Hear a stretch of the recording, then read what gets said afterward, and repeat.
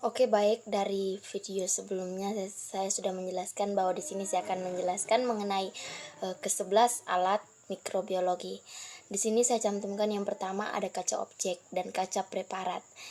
Dengan pengertian yang telah saya cantumkan bahwa kaca benda atau yang disebut object glass dan kaca penutup atau yang disebut dengan cover glass merupakan dua buah benda yang menjadi pelengkap dalam melakukan penelitian menggunakan mikroskop.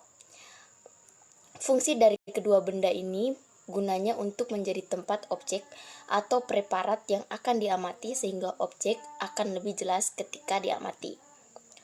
Lalu pada gambar kedua ada mikroskop yang tadi juga digunakan sebagai tempat dari kaca preparat dan juga kaca objek. Di mana pengertian dari mikroskop sendiri adalah alat yang berfungsi menilai objek yang sangat kecil, di mana fungsinya sendiri yaitu digunakan di setiap laboratorium dalam mengamati objek mikroskopis atau organisme yang berukuran kecil. Lalu yang ketiga di sini ada beaker glass dengan pengertian alat yang memiliki banyak fungsi. Di dalam mikrobiologi dapat digunakan untuk preparasi media-media, menampung aqueous dan lain-lain. Nah, dan lain-lainnya di sini itu untuk mengukur volume suatu cairan seperti labu Erlenmeyer. Gelas ukur memiliki beberapa pilihan berdasarkan skala volumenya. Alat ini juga disebut dengan spreader.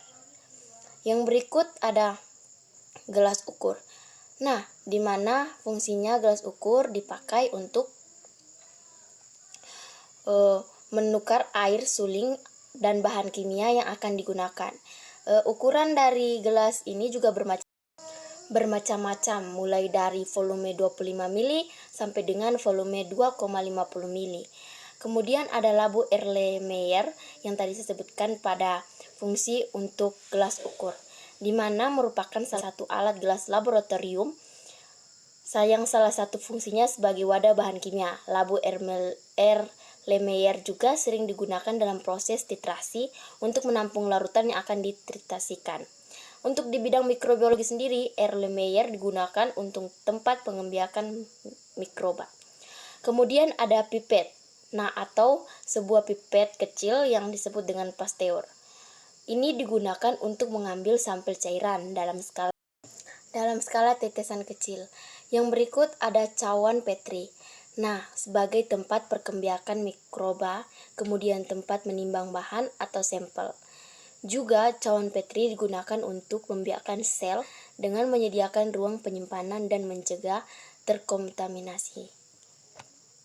Kemudian dari tabung reaksi sendiri yang berikut fungsinya penting di dalam sistem kerja laboratorium. Sebut saja dalam perihal mikrobiologi, tabung reaksi berguna untuk melakukan uji biokimia dan menumbuhkan mikroba. Tabung reaksi juga dapat diisi media padat dan juga cair. Yang berikut ada sentrifuge yang digunakan untuk memisahkan partikel organel yang larut sehingga membentuk endapan yang terpisah berdasarkan perbedaan massa jenis dan partikel pembentuk lautan tersebut.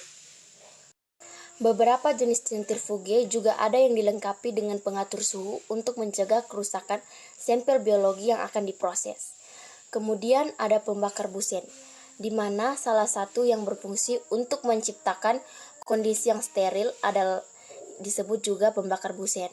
Api yang menyala dapat membuat aliran udara karena oksigen dikonsumsi dari bawah dan diharapkan kontaminan ikut terbakar dalam pola aliran udara tersebut. Dan yang terakhir adalah jarum OC atau inculatum loop digunakan untuk melakukan stek di permukaan. Sedangkan inkulasi jarum digunakan untuk inkulasi secara tusukan agar tegak. Untuk jarum inkulasi berfungsi untuk memindahkan biakan mikroorganisme untuk ditanam atau ditumbuhkan ke media buruk. Mungkin hanya 11 sekian dari penjelasan mengenai alat-alat mikrobiologi.